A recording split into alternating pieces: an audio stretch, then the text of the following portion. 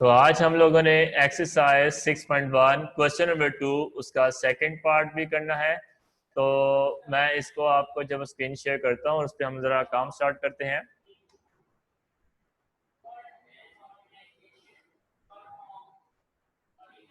तो आपको मैं स्क्रीन पे ले चलता हूँ।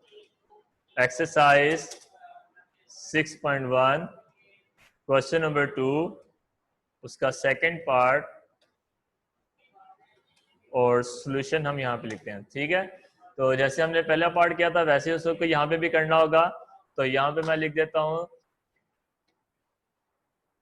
फैक्टराइजेशन ऑफ, वो जो क्वेश्चन आ रहा था वो है आपके पास एक्स क्यूब -27, ठीक हो गया, इज इक्वल टू कैसे करेंगे। देखिए मैंने आपको बोला था कि उसके फैक्टर्स बनाने हैं, तो फैक्टर्स बनाने के लिए या तो आप उसका जो है वो कॉमन ले लें। सबसे पहले वे फैक्टराइजेशन का सबसे पहला असूल होता है कि आपने उसको कॉमन लेना होता है। अगर वो कॉमन कोई भी वैल्यू नहीं आ रही तो फिर आप उसमें देखते हैं कि क्या उसकी मिड टर्म ब्रेक हो रही है। अगर उसकी मिड टर्म ब्रेक भी नहीं हो रही फिर देखिए क्या आपके पास वहां पे कोई आइडेंटिटी तो अप्लाई तो नहीं हो रही। अगर आपके पास कोई फॉर्मूला कोई आइडेंटिटी अप्लाई हो रही है तो फिर हम वहां पे क्या करेंगे, फॉर्मूला या आइडेंटिटी भी यूज करेंगे। अब यहाँ से देखने से मुझे ये पता चल रहा है कि एक्स क्यूब इट मींस यहाँ पे आपके पास ए क्यूब -27 होता है आपके पास 3 का क्यूब। यहाँ पे आपके पास 3 का क्यूब मतलब ए क्यूब माइनस बी क्यूब का फॉर्मूला लग रहा है। तो मैं फिर यहाँ पे ए क्यूब माइनस बी क्यूब का फॉर्मूला है वो लगा देता हूँ। अब ए क्यूब माइनस बी क्यूब का फॉर्मूला मेरे पास क्या है, आइए वो आपको मैं बता देता हूँ। A cube minus b cube का फॉर्मूला क्या है, तो a cube minus b cube is equal to, ये हो जाएगा आपके पास a minus b into a square plus a b and plus b का स्क्र। ठीक है, ये इसका फॉर्मूला था आपके पास।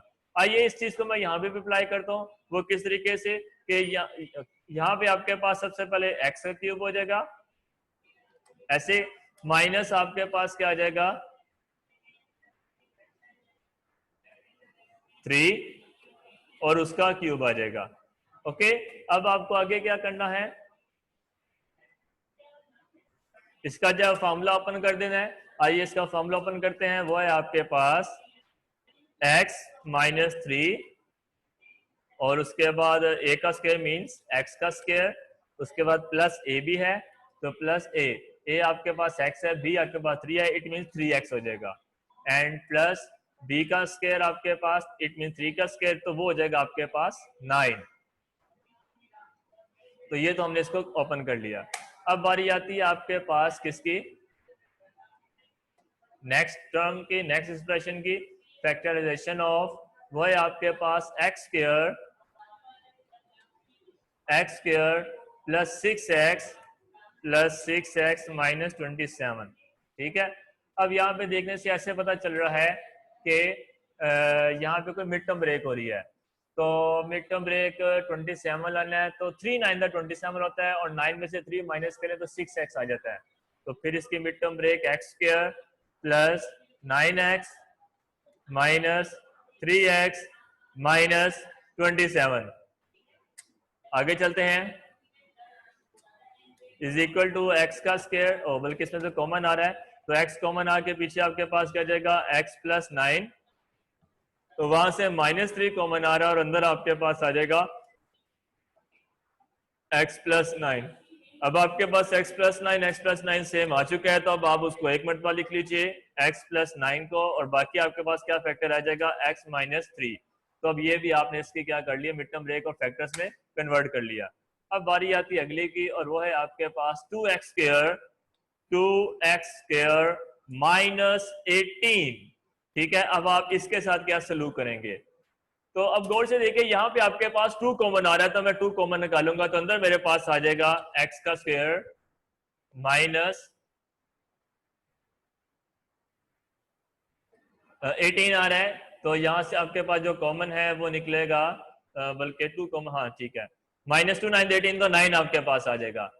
तो अब नेक्स्ट स्टेप में हमने क्या करना है, स्क्वायर -9, यहाँ पे फिर आपके पास एक आइडेंटिटी लग रही है 2 एज इट इज आ जाएगा और 9 आपके पास होता है 3 का स्क्वायर। इट मींस ये आपके पास बन जाएगा x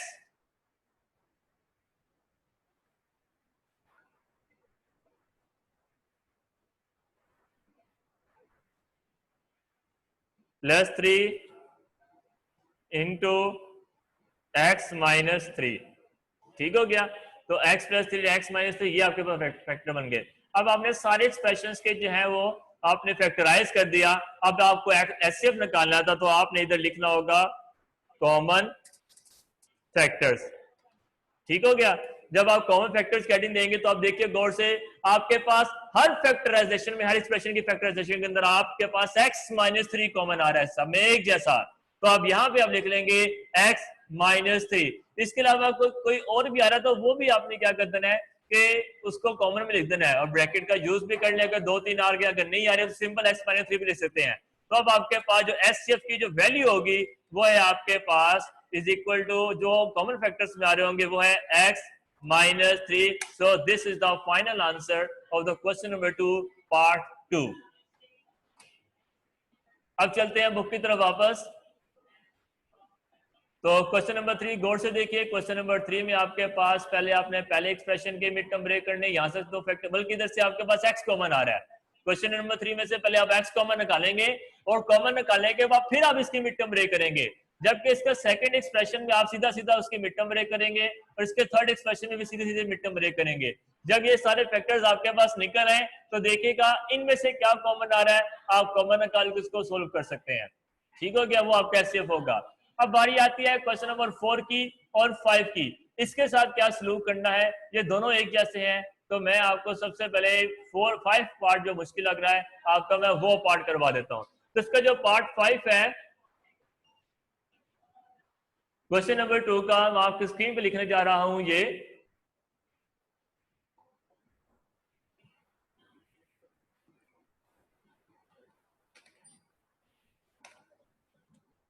question number 2 part 5 solution. तो सबसे पहले मुझे फैक्टराइजेशन किसकी करनी है, 36, और ब्रैकेट में आपके पास आ जाएगा 3x की power 4 plus 5x cube minus 2x square. ठीक है, इसकी हमने फैक्टराइजेशन करनी होगी। अब हम इसमें क्या करें, आइए मैं आपको बताता हूँ 36 के साथ क्या काम करना है। वही काम करना है जो हमने पहले भी किया था। देखिए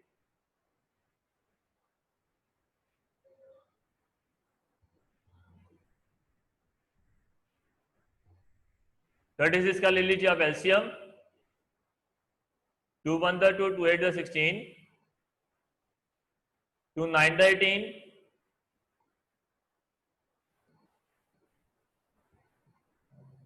3 3 9 एंड 3 1 3। इसके अलावा हमारे पास क्वेश्चन के दूसरे पार्ट में 54 आ रहा था, मैं 54 का भी एलसीएम ले लूं यहीं पे, ताकि एक साथ हम उसके फैक्टर्स लिखें।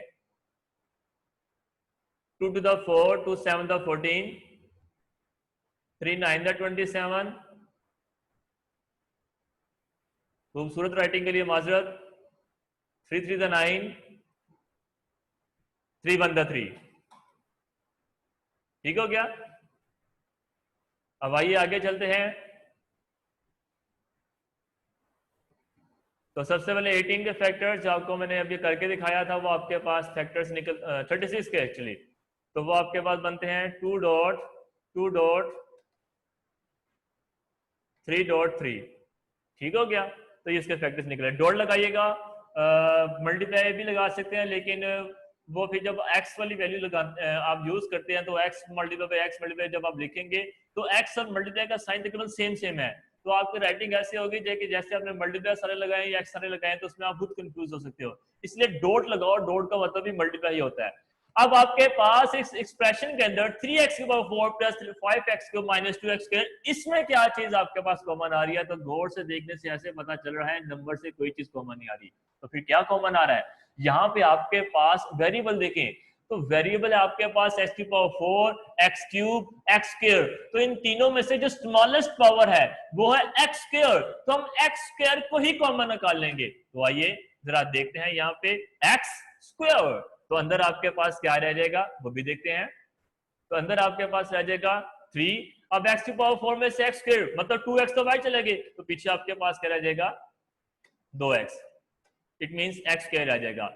उसके बाद प्लस 5 एक्स क्यूब, अब एक्स क्यूब में से तो एक्स स्क्वायर बाहर चला गया, पीछे कितने रह जाएंगे, एक एक्स रह जाएगा, माइनस 2 एक्स स्क्वायर में से एक्स स्क्वायर तो बाहर चला गया, इट मींस कोई भी एक्स नहीं आएगा, एक्स स्क्वायर पूरा का पूरा उड़ के बाहर आ गया, तो अकेला -2 आएगा। अब देखते हैं कि हमने अगले स्टेप में क्या करना है। तो अगेन वैसे ही 2 वैसे ही, फिर 2 वैसे ही, 3.3 एक्स स्क्वायर, इस एक्स को भी मजीद तोड़ लीजिए, वो एक्स डॉट एक्स बन जाएगा, और अंदर आपके पास क्या हो जाएगी, मिड टर्म ब्रेक। तो मिड टर्म ब्रेक करने के लिए ये आपके पास वही है जिसने 5.2 अच्छे तरीके से पढ़ी है, तो वही मिड टर्म ब्रेक अच्छे तरीके से कर सकता है। जिसने 5.2 सही तरीके से नहीं की, वो मिड टर्म ब्रेक उसको नहीं आती, तो उससे मैं कहता हूं कि वो जो है वो फ्री होने के बाद, आज के क्लास के बाद आपके पास जो है वो 5.2 के लेक्चर्स मौजूद हैं, आप जब YouTube से 5.2 के लेक्चर्स कवर करके इसके मिड टर्म करना जरूर सीखिए, ठीक है, क्योंकि जब तक आप मैथ कर रहे हैं BSc लेवल तक, तब तक आपको ये मिड टर्म ब्रेक जान नहीं छोड़ेगा, तो भी सीख लें बाद में पछताने की बजाय। तो अब यहाँ पे आपके पास ये 3 को मैं -2 से मल्टीप्लाई कर लेता हूँ, तो वो मेरे पास हो जाएगा 3 to the -6, तो फिर मुझे ऐसी वैल्यू चाहिए -6, और अंदर आपके पास क्या आ जाए, 5 आ जाए, तो वो मैं कर लेता हूं 6 × 6 हो जाएगा, तो 3x square plus 6x minus 1x, 1 लिखने की जरूरत नहीं, लिख भी दोगे तो गलती नहीं, -2, ठीक हो गया। अब आगे आपको क्या करना है, इज इक्वल वैसे 2.2.3.3.x.x, और अंदर आपने जो है वो कॉमन ले लेने हैं, ठीक है। तो अब हम कॉमन लेते हैं, सबसे पहले आपके पास 3 बल्कि 3x कॉमन आ जाएगा, और वैल्यू आएगी आपके पास x और +2, ठीक है। फिर आपके पास -1 कॉमन आ जाएगा, क्योंकि कोई वैल्यू कॉमन नहीं आ रही, इट मींस -1 आना है। जब कोई वैल्यू कॉमन आ रही है तो फिर आप 1 कॉमन ले लेते हैं, तो पीछे आ जाएगा आपके पास x, माइनस कॉमन आने से हो जाएगा प्लस, और ये हो जाएगा आपके पास 2। तो यूं अब आपके पास इसके फाइनल फैक्टर्स क्या बन चुके हैं, ये देखिए जरा आपके सामने आ रहे हैं, 2.2.3.3. ज्यादा लग गया, x.x, और अभी आपके पास फैक्टर्स बन गए हैं, एक तो आ गया आपके पास x+2, और दूसरा आपके पास आ जाएगा 3x - 1, ठीक हो गया, ये तो हो गया। अब बारी आती है नेक्स्ट पार्ट की, वो है आपके पास आई थिंक तो 54 था, 54, और ब्रैकेट में आपके पास आ रहे हैं 27, 27x⁴ - x, ठीक हो गया। अब हम जरा इसको सोल्व करते हैं कि कैसे करना है। तो गौर से देखिए 54 को तो हमने फैक्टर्स निकाल लिए हुए थे, तो 54 के जो फैक्टर्स हैं वो है आपके पास 2.3.3, तो ये फैक्टर्स थे आपके पास। तो आइए हम वो करते हैं,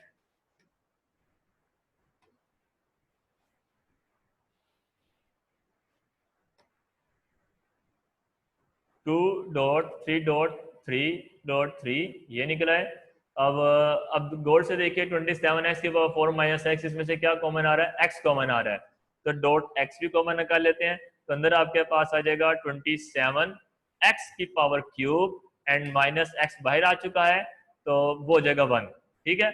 और मजे की बात यहाँ पे आपके पास क्या लग रहा है, एक फॉर्मूला, एक आइडेंटिटी लग रही है, और वो है आपके पास 2.3.3.3.x, तो आपके पास एज इट इज आएगा। और अब हम यहाँ पे आइडेंटिटी यूज करते हैं, और आइडेंटिटी आपके पास a³ - b³ वाली है, तो a³ आपके पास क्या बनेगा 27 3x, और ये आपके पास क्यूब आ गया, -1 का क्यूब आपके पास 1 ही होता है, तो यहाँ पे हम क्या कर लेते हैं, इसका क्यूब कर लेते हैं।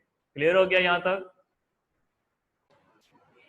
अच्छा, तो बच्चे अब हमारे पास ये a³ - b³ फॉर्मूले में ये कन्वर्ट हो चुका है। अब हम a³ - b³ का फॉर्मूला यहाँ पे लगाएंगे, और वो है आपके पास 2.3.3.3.x डॉट, तो ये हो जाएगा अब आपके पास a - b, तो 3x - 1 a - b, उसके बाद आपके पास आ जाएगा a का स्क्वायर, तो वो 3x का स्क्वायर हो जाएगा, वो हो जाएगा आपके पास 9x का स्क्वायर, ऐसे, ठीक है। तो आप बेशक वो 3x का होल स्क्वायर करके ब्रैकेट लगा के आप एक स्टेप ज्यादा कर सकते हो, मेरे पास टाइम नहीं है, मैं डायरेक्ट अगले स्टेप पे आ रहा हूँ। और फिर प्लस आएगा a b, तो 3x और 1 को मल्टीप्लाई किया तो 3x आ गया, फिर प्लस b का स्क्वायर, वो 1 का स्क्वायर आपके पास 1 नहीं आएगा, ठीक हो गया यहाँ तक। तो अब और कोई टर्म थी आपके पास क्वेश्चन के अंदर? देखते हैं। नहीं, बस दो ही एक्सप्रेशन थे आपके पास। चलिए आइए, अब हम इसमें से क्या लिखेंगे? कॉमन फैक्टर्स लिखेंगे।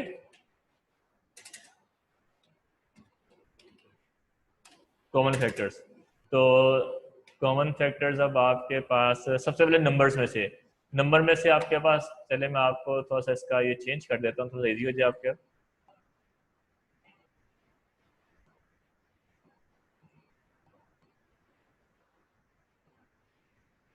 चलो अब सिर्फ इनको देखो, नंबर में से आपके पास क्या कॉमन आ रहा है? एक तो ये 2 और ये 2 सेम सेम आ रहे हैं, वो लिख लो 2 डॉट। उसके बाद यहाँ से ये 2 3 और ये 2 3 कॉमन आ रहे हैं, ये भी लिख लो 3.3। उधर से आपके पास एक ये x